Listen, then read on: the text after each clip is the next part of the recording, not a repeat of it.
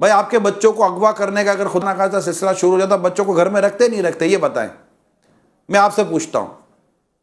بچے بھی یہی کہتے ہیں ہم گھر سے نہیں نکلیں گے۔ نہیں بیٹا، گھر سے نہیں نکلو، یہ آپ خود اپنے گھر میں بچوں کو بٹھاتی ہیں۔ نہیں نہیں، گھر سے نہیں نکلو، اٹھا کے لے جائے گا۔ واقعی کو اٹھا کے لے جاتا ہے۔ جب اٹھا کر لے جانے کا خوف، اور جب یہ خوف برتا ہے تو آپ گھر میں بچوں کو بند کر کے رکھتی ہیں، قید کر کے رکھتی ہیں۔ یہاں بچے کو قید کرنا پرندے کی طرح پنجرے میں ڈالنا نہیں ہے، ان کو کسی فتنے سے بچانا ہے۔ مگر عورت کے ساتھ بے شرمی، بے حیائی، اور مردوں، آوارہ مردوں کی بے شرمی، بے غیرتی، بے حیائی، اور ان تمام اور اس کے دیگر فتنوں سے بچانے کے لیے جب عورت کو کہا جاتا ہے کہ گھر میں ٹھہری رہو، گھر میں رکے، اور بلا اجازت شرعی گھر سے نہ نکلے، اور اگر اجازت ہے گھر سے نکلنے تو کس کیفیت میں گھر سے نکلنے کی اجازت ہے، کس پردے کی حالت میں گھر سے نکلنے کی اجازت ہے، تو یہ سمجھ میں نہیں آتا، تو پھر یہ نہ سمجھ میں آتا تو اس کا کیا علاج ہے؟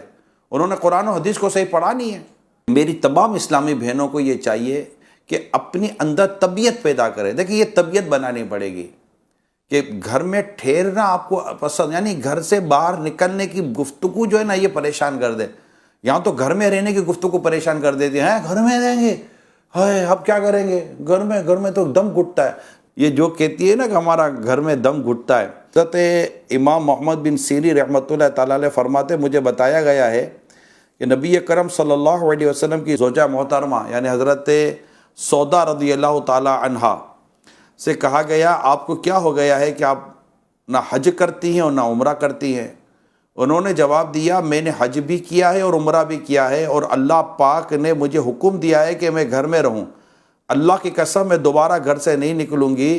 راوی کا بیان ہے کہ اللہ کی قسم وہ اپنے دروازے سے باہر نہ آئی یہاں تک کہ وہاں سے آپ کا جنازہ ہی نکلا۔ تو یہ چادر اور چار دیواری، یہ اسلام کا بڑا خوبصورت اصول ہے۔ اب گھر سے باہر نکلنے کے نام پر انہوں نے یہ جواب دیا ہے، اور وہ بھی کہ ہاں حج اور عمرے کے نام پر۔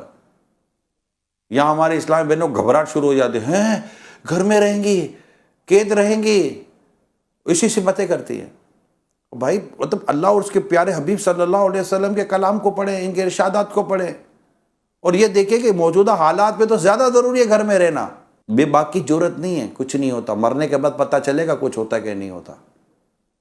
یہاں تو ماحول بڑا عجیب و غریب ہے۔ یہاں تو یہ باتیں کرنے والے کے لیے لوگ باتیں کرتے ہیں کہ یہ دیکھو، اسلام یہ نہیں کہ اسلام گھر میں کوئی عورت کو جیسے پرندے کو پنجرے میں بند کر دو تو پنجرے میں بند کرنے کی بات ہو رہی ہے۔ آپ کو کوئی جانور وغیرہ سمجھ کے نہیں کیا جا رہا، پرندہ سمجھ کے نہیں کیا جا رہا، یہ سمجھانے کے لیے کہہ رہا ہوں۔ بھائی گھر میں اگر انمول چیز ہے، ہیرا ہے، کوئی سونا ہے، تو اس کو گھر میں حفاظت کے ساتھ لاکرز میں رکھتے ہیں یا کھلا رکھتے ہیں، یار کوئی لے نہ جائے۔